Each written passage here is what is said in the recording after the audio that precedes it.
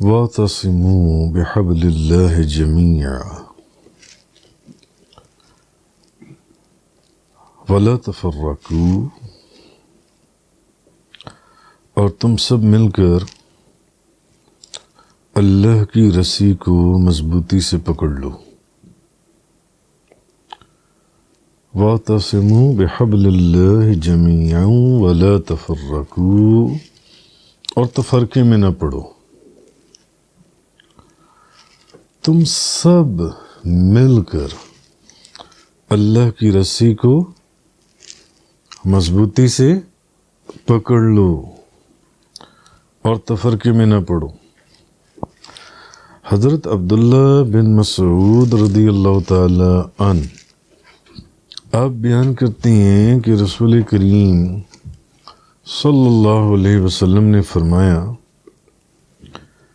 کہ اللہ سے ڈرنے کا حق یہ ہے کہ اس کی اطاعت کی جائے۔ اللہ سے ڈرنے کا حق کیا ہے کہ اس کی اطاعت کی جائے۔ جب اللہ پاک یہ فرما رہا ہے کہ میری رسی کو مضبوطی سے تھام لو، تو پھر اس کی رسی کو مضبوطی سے تھام لینا چاہیے نا۔ تو اللہ کی رسی ہے کیا؟ اللہ کی رسی، حضرت عبداللہ بن مسعود بیان کرتے ہیں کہ صراط مستقیم پر شیطان آتے ہیں اور آپ کو اپنی طرف بلاتی ہیں۔ شیطان آتی ہیں صراط مستقیم پر، شیاطین آ کر اپنی طرف بلاتی ہیں۔ تو نبی کریم صلی اللہ علیہ وسلم نے اس کا بڑا آسان طریقہ بتایا کہ وہ شیطان جب آپ کو اپنی طرف بلاتی ہیں، آپ اللہ کی رسی کو مضبوطی سے تھام لو۔ اللہ کی رسی کو مضبوطی سے تھام لو۔ اب حضرت ابو سعید خدری بیان کرتی ہیں کہ نبی پاک صلی اللہ علیہ وسلم نے فرمایا کہ کتاب اللہ کی کتاب جو ہے یہ اللہ کی رسی ہے، جس کو آپ روزانہ پڑھتے ہیں، روزانہ آپ اس کا درس سنتے ہیں۔ اللہ کی کتاب جو ہے یہ اللہ کی رسی ہے جو آسمان سے لے کر زمین تک لٹک رہی ہے۔ آسمان سے زمین تک یہ لٹکی ہوئی ہے۔ حضرت زید بن ارقم بیان کرتے ہیں نبی پاک صلی اللہ علیہ وسلم نے فرمایا کہ میں تم میں ایسی چیز چھوڑ رہا ہوں کہ اگر تم نے اس کو مضبوطی سے پکڑ لیا تو تم میرے بعد ہرگز گمراہ نہیں ہوں گے۔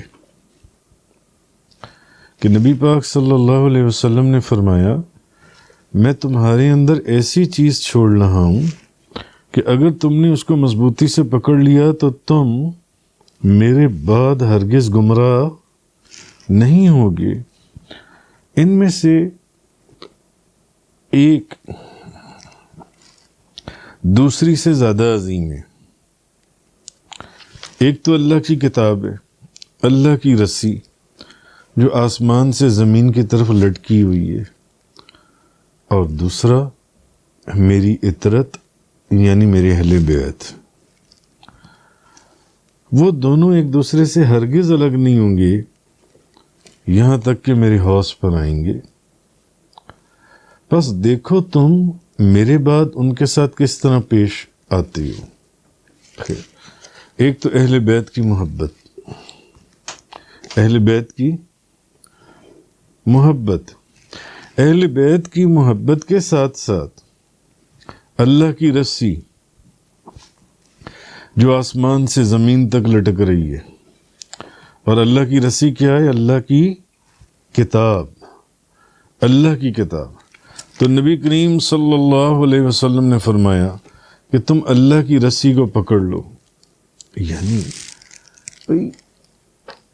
قرآن کریم پڑھو، اور صرف اوپر سے نہ پڑھو، اندر سے اس کا ترجمہ بھی پڑھو کہ اس کی ٹرانسلیشن کیا ہے، اور پھر صرف اس کا ترجمہ نہ پڑھو یا ٹرانسلیشن نہ پڑھو، بلکہ اس کی تشریح انٹرپریٹیشن بھی پڑھو، اس کی تشریح کیا ہے، اس کی تفسیر کیا ہے، قرآن کی کیا کہا جا رہا ہے۔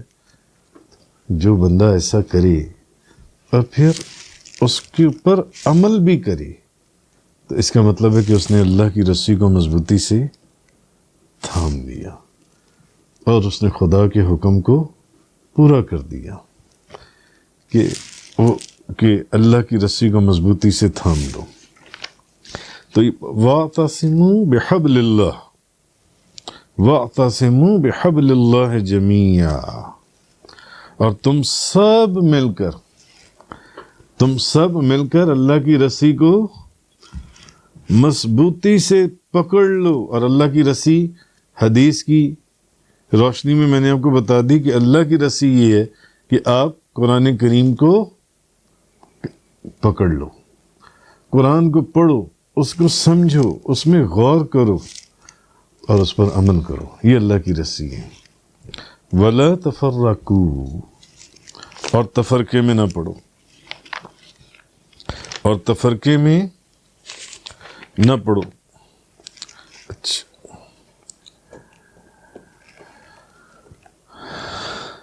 اب اس آیت میں یہ جو تفرقے سے منع کیا گیا ہے کہ تفرقے میں نہ پڑو، کہ اپنے عقائد میں ایک دوسرے کی مخالفت کر کے مختلف گروہ نہ بناؤ، آپس میں مختلف گروہ بنا لو، یا پھر اس سے یہ بھی مراد ہے کہ بھئی تم جس کمیونٹی میں رہتے ہو، جس سوسائٹی کے اندر تم اٹھتے بیٹھتے ہو، اس سوسائٹی کے اندر آپس میں ایک دوسرے سے عداوت نہ رکھو یا مخاصمت نہ رکھو، نفرت نہ رکھو آپس میں ایک دوسرے سے، اور دنیاوی جو امور ہیں دنیا کی خاطر اور اپنے حق نہیں، سچ نہیں، بلکہ باطل اغراض و مقاصد کی خاطر، باطل اغراض و مقاصد کی خاطر، دنیا کی خاطر، اپنے نفس کی خاطر تم جو ان سے ایک دوسرے کی مخالفت نہ کرو، دنیاوی معاملات کے اندر اپنی باطل اغراض و مقاصد کی خاطر۔ اس کا کتنا نقصان ہے یہ آپ کو آگے چل کر پتہ چلے گا احادیث کی روشنی میں، کہ جب آپ ایک دوسرے کی نفرت کو اپنے دل میں رکھتے ہیں، ایک دوسرے کی عداوت کو اپنے دل میں رکھتے ہیں، ایک دوسرے کی مخاصمت کو اپنے دل میں رکھتے ہیں، تو اس کا نقصان کتنا ہے اور اس کی ذلت کتنی ہے جو اللہ تعالیٰ نے اس شخص کے لیے لکھ دی۔ ذلت کا ملنا نہ ملنا وہ ایک علیحدہ بات ہے، مگر ویسے بھی اچھے اور برے کی تو ہر بندے کو تمیز ہے نا، کہ یہ چیز اچھی ہے، یہ چیز بری ہے۔ تو آپس میں ایک دوسرے سے علیحدہ نہ ہو، ایک دوسرے سے نفرت نہ رکھو۔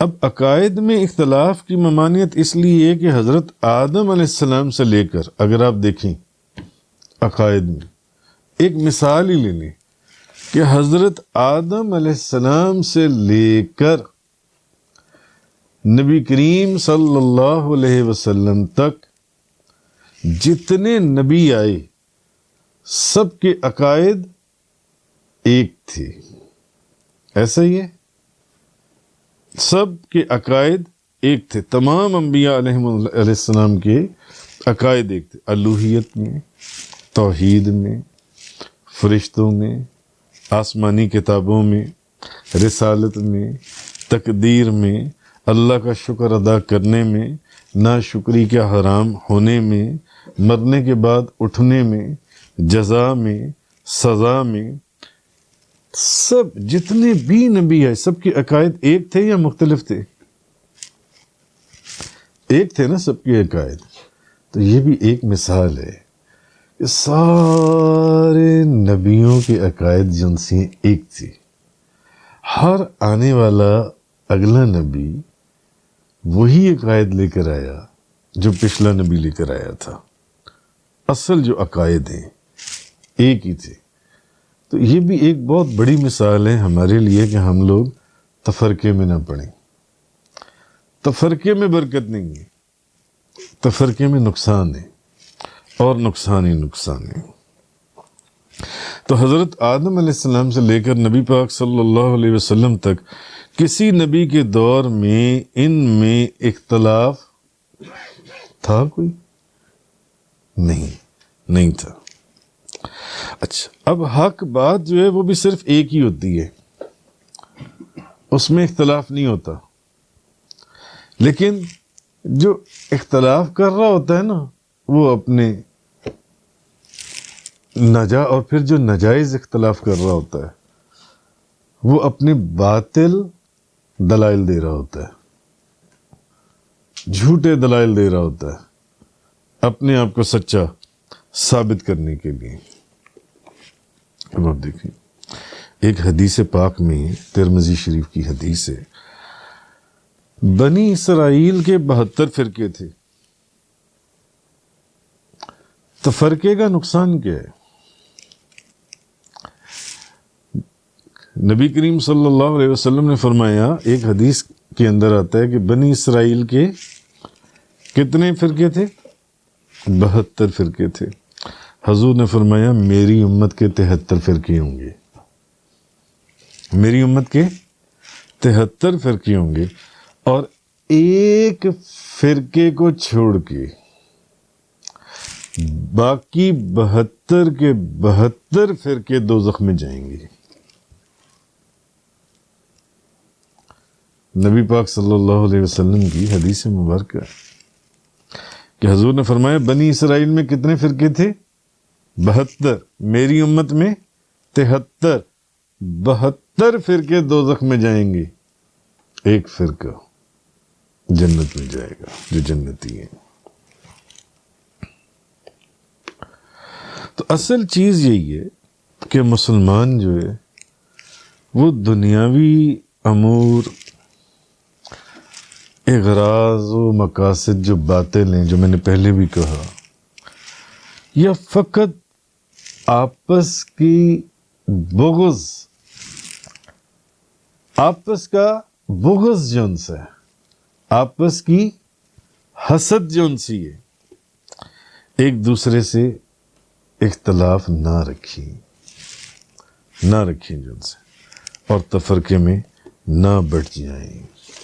اس لیے اللہ تبارک و تعالیٰ نے فرمایا وَاعْتَصِمُوا بِحَبْلِ اللَّهِ جَمِيعًا وَلَا تَفَرَّقُوا، اور تم سب مل کر اللہ کی رسی کو مضبوطی سے پکڑ لو، تفرقے میں نہ پڑو، تفرقے میں نہ پڑو. اچھا، اب آپ یہ دیکھیے کہ جب مسلمان تفرقے کا شکار ہوئے، جو لوگ تفرقے کا شکار ہوتے ہیں تو ان کی جماعت نہیں بلکہ ان کے ملک مٹا دیے جاتے ہیں، ان کا نام و نشان ہی نہیں رہتا تفرقے میں پڑنے والوں کا. اس کی مثال دی ہے علماء نے کہ اب اندلس میں مسلمانوں نے 800 سال حکومت کی. تھوڑا دور ہے، 800 سال مسلمانوں نے کس ملک میں حکومت کی؟ اندلس کے اندر. لیکن فقط اور فقط تفرقے کی وجہ سے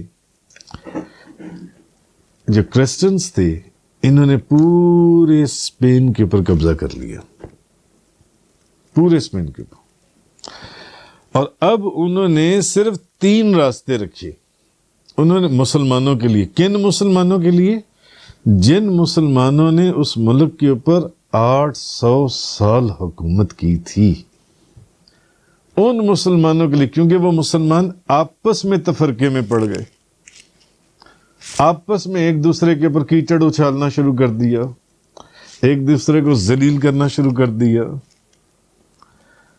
ایک دوسرے کی مخالفت شروع کر دی، مخاصمت شروع کر دی، ایک دوسرے کے ایپ تلاش کرنے شروع کر دیے کہ جہاں اس کو پکڑ لو اس کی ٹانگ ہی توڑ دو یا اس کو گرا دو جون سا یہاں پہ. اس تفرقے نے کیا کیا کہ جس ملک کے اندر مسلمانوں نے 800 سال حکومت کی، کرسچنز اس کے اوپر غالب آئے، کرسچنز کی وہاں حکومت ہوئی، اور عیسائیوں نے مسلمانوں کے لیے صرف 3 راستے رکھے. ایک انہوں نے پہلا راستہ یہ رکھا، انہوں نے کہا کہ اندلس کو چھوڑ کے چلے جاؤ، یہاں سے نکل جاؤ. دوسرا راستہ، اگر اندلس نہیں چھوڑنا چاہتے، اپنی جائیدادیں چھوڑ کر بیچ کر نکلنا آسان نہیں ہے، اپنے خاندان اولاد کو لے کر نکلنا آسان نہیں ہے. اور اس دور میں جب وہ بیل گاڑیوں کے اوپر سفر ہوتے تھے، انہوں نے کہا یا تو یہ نکل جاؤ، ایک آپشن یہ ہے. دوسری آپشن یہ ہے کہ اگر اندلس سے نہیں نکلنا تو پھر عیسائی مذہب اختیار کر لو. اور آخری آپشن یہ ہے کہ اگر عیسائیت بھی اختیار نہیں کرنی تو مرنے کے لیے تیار ہو جاؤ. صرف 3 راستے ہیں، یا موت قبول کر لو، اگر موت قبول نہیں کرنی تو عیسائیت قبول کر لو، اسلام کو چھوڑ دو، اور اگر اسلام کو بھی نہیں چھوڑنا تو پھر ملک کو چھوڑ دو، یہاں سے باہر نکل جاؤ. اس کے علاوہ انہوں نے کوئی تیسرا راستہ جو ان سے ان کو نہیں دیا.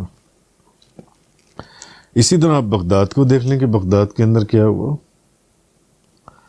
شیعہ سنی جب لڑائی مار کٹائی شروع ہوئی، بغداد تباہ و برباد ہو گیا. جن سے بغداد کی تاریخ اب پڑھیں. ہندوستان کے اندر مسلمانوں کی حکومت صدیوں تک رہی،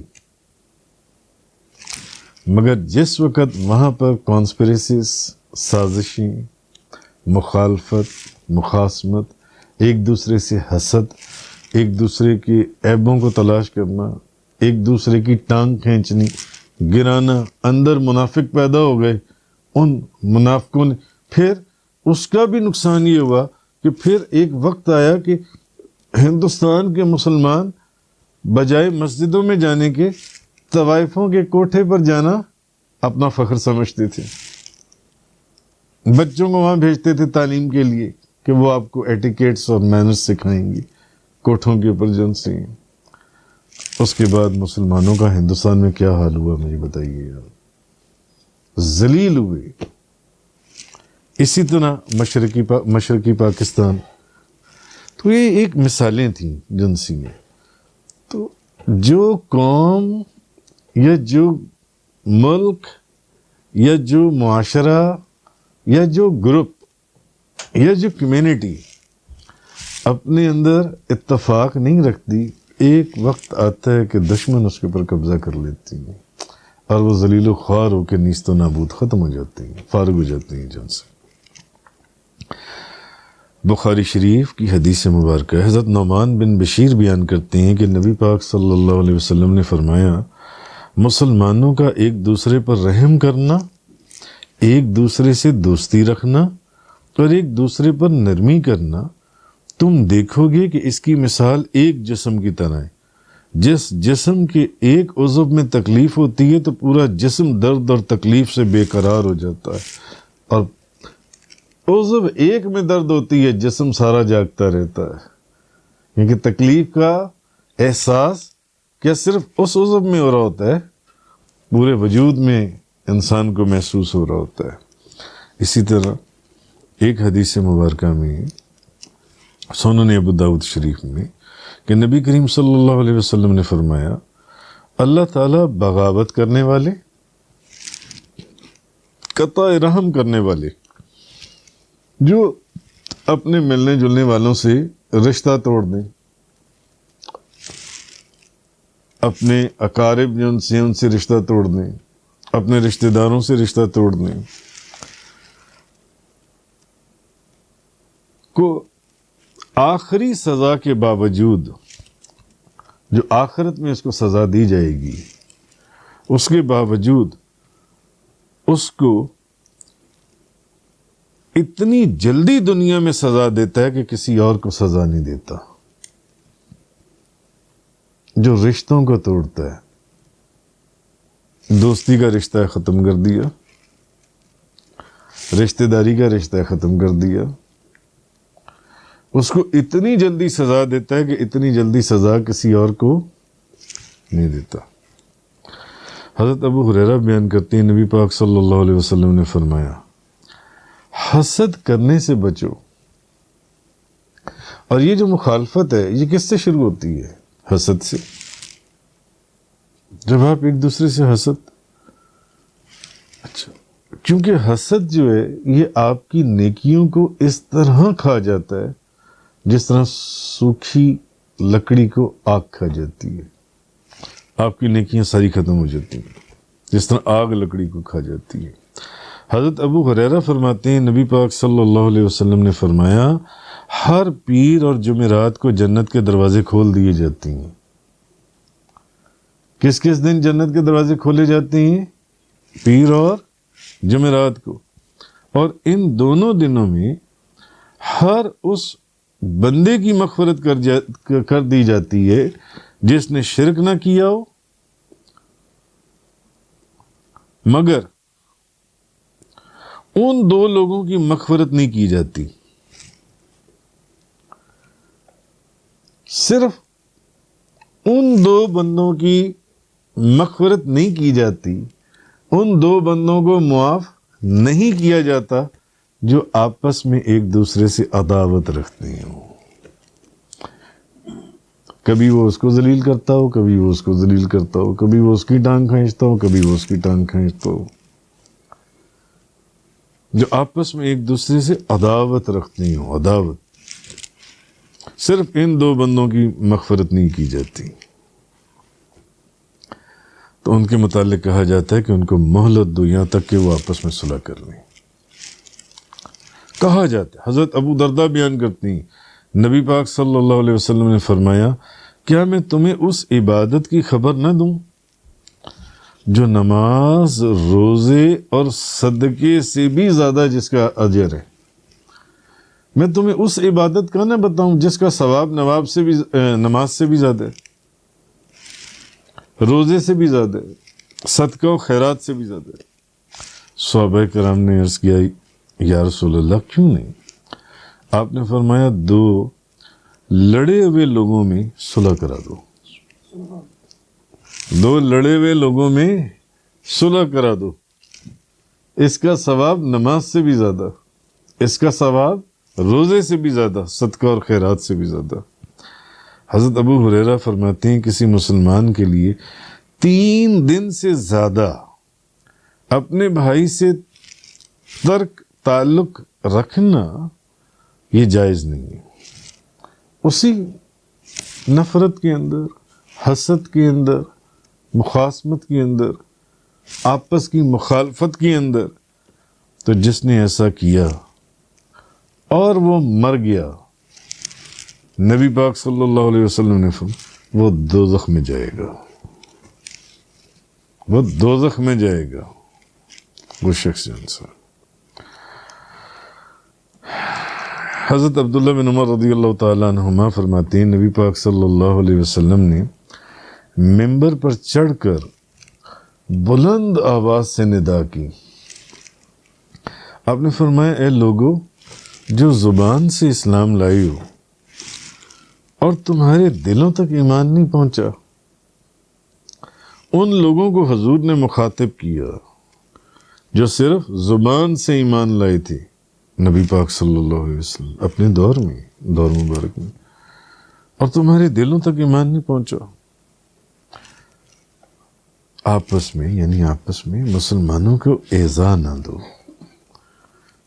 ایک دوسرے کو تکلیف نہ دو، ان کو آر نہ دلاؤ، ان کے عیوب کو تلاش نہ کرو کہ اس کی کوئی غلطی میں پکڑ لوں بس کسی طریقے سے، تو میں نے اس کو 10 بندوں کے اندر ذلیل کر دینا ہے، اس کو میں نے لٹکا دینا ہے. اس کے عیب کو تلاش نہ کرو، کیونکہ جو شخص، ابھی حدیث مبارکہ ہے، جو شخص اس چیز کی تلاش میں رہتا ہے کہ میں اپنے مسلمان بھائی کی عیب تلاش کروں تاکہ جب میں وہ عیب تلاش کر لوں تو میں 10 بندوں میں بیٹھ کر اس کو ذلیل کر سکوں اور اپنے آپ کو اس سے اپر ہینڈ شو کر سکوں اور اس کو میں ڈیگریڈ کر سکوں، ذلیل کر سکوں، خراب کر سکوں، نیچے کر سکوں، تو جو شخص ایسا کرتا ہے، اب یہ اللہ کی قدرت کا قانون ہے کہ جو شخص ایسا کرتا ہے اس کے اپنے عیب اللہ تعالیٰ لوگوں میں ظاہر کر دیتا ہے، اس کے اپنے عیب۔ اب وہ ایسا ذلیل ہوتا ہے، ایسا ذلیل ہوتا ہے کہ اس کے خواب و خیال میں بھی نہیں ہوتا کہ ایسا بھی ہو جائے گا۔ یار میں تو خود سے لوگوں کے عیب تلاش کرنے میں بڑا ایکسپرٹ تھا، یہ کون بندہ آ گیا جس نے مجھے ذلیل و خوار کر کے رکھ دیا اس کے اندر؟ میرے عیب اس نے بتا دیے سارے جو ان سے ہیں، میری چھپی ہوئی چیزیں ساروں کے سامنے پیش کرنی جو ان سے ہیں۔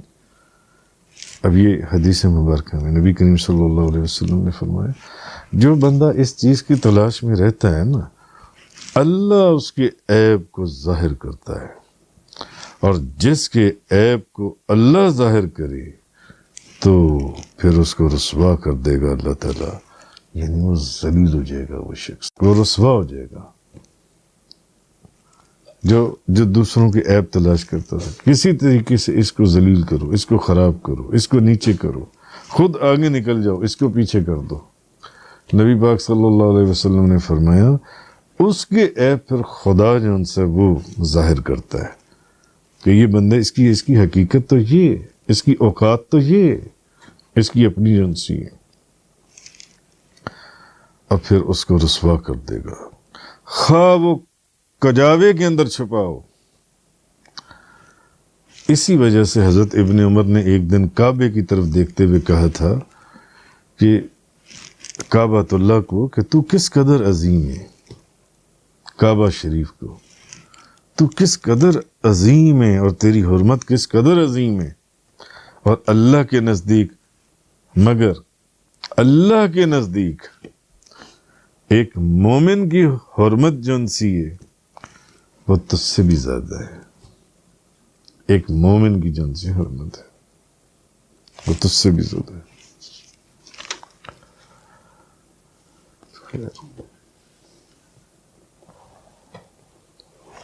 تو امام مالک ابو ہریرہ رضی اللہ تعالی عنہ بیان کرتے ہیں نبی پاک صلی اللہ علیہ وسلم نے فرمایا اللہ تبارک و تعالیٰ قیامت کے دن فرمائے گا آج وہ لوگ کہاں ہیں جو میری ذات کی وجہ سے آپس میں محبت کرتے تھے، میں انہیں آج اپنے سائے میں رکھوں گا جس دن میرے سوا اور کسی کا سایہ نہ ہوگا۔ حضرت معاذ بن جبل فرماتے ہیں نبی پاک صلی اللہ علیہ وسلم نے فرمایا جو لوگ میری وجہ سے باہم محبت رکھتے ہیں اور جو میری وجہ سے ایک دوسرے کے پاس بیٹھتے ہیں اور میری وجہ سے ایک دوسرے پر خرچ کرتے ہیں، ان لوگوں کے لیے میری محبت واجب ہو گئی۔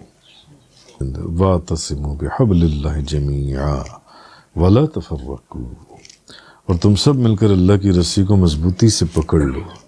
اللہ کی رسی قرآن ہے، قرآن کو مضبوطی سے پکڑ لو۔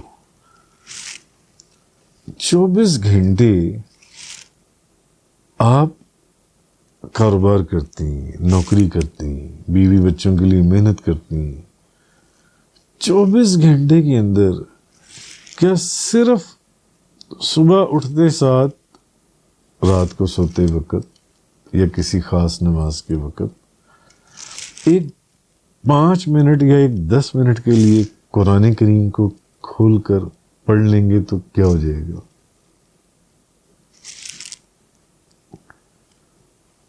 تو جس نے اللہ کی رسی کو مضبوطی سے تھام لیا، قرآن کے اندر غور کیا، اس میں اس کو پڑھا، اس کے مطلب کو سمجھا،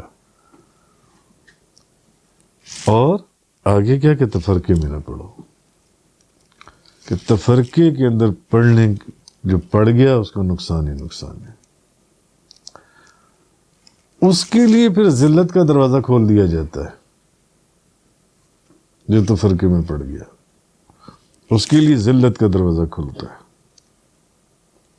جیسے کہ آپ نے پڑھا کہ جو دوسرے کو ذلیل کرنے کے لیے، دوسروں کے صرف ذلیل کرنے کے لیے غلط کانسپریسیز کے تحت اس کی ایوب تلاش کرتا ہے. ایک تو ہے کہ اگلے کی اصلاح کے لیے آپ نماز کیوں نہیں پڑھتے، پیار محبت سے اس کو نماز کی ترغیب دینی، یہ ایک علیحدہ موضوع ہے.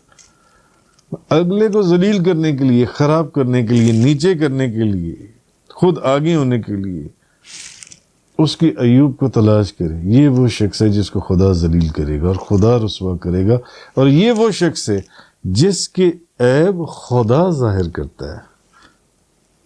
کہ اب آؤ نظر میں کہ تمہیں جگہ ہی نہ ملے جن سے، ایسی جگہ سے، اور اس کے لیے ذلت اور رسوائی لکھ دیتا ہے. جن سے ذلت اور رسوائی. تو جن قوموں کی میں نے آپ کو مثالیں دی ہیں آپ دیکھ لیں، ان قوموں کا کیا حال ہوا، مسلمانوں کا کیا حال ہوا.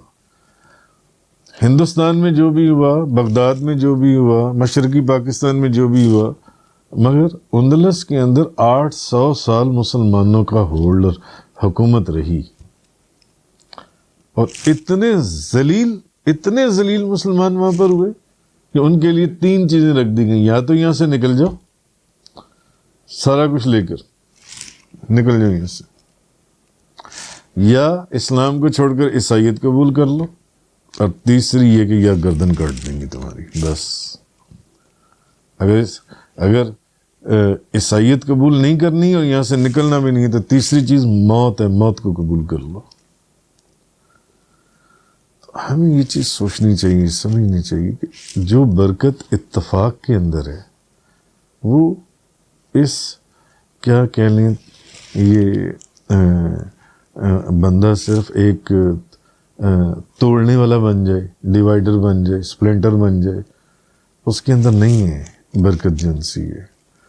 جو برکت اتفاق کے اندر ہے، جب آپ اتفاق کی یہ وہ رسی کو پکڑتے ہیں نا، پھر کوئی آپ کو توڑ نہیں سکتا، پھر کوئی آپ کو کاٹ نہیں سکتا، پھر کوئی آپ کو گرا نہیں سکتا. پھر گرانے والا خود گر جاتا ہے. کیوں؟ آپ کے اندر اتفاق ہے، محبت ہے. صحابہ کرام اسی چیز سے تو دیکھیں کہاں سے کہاں پہنچ گئے جن سے.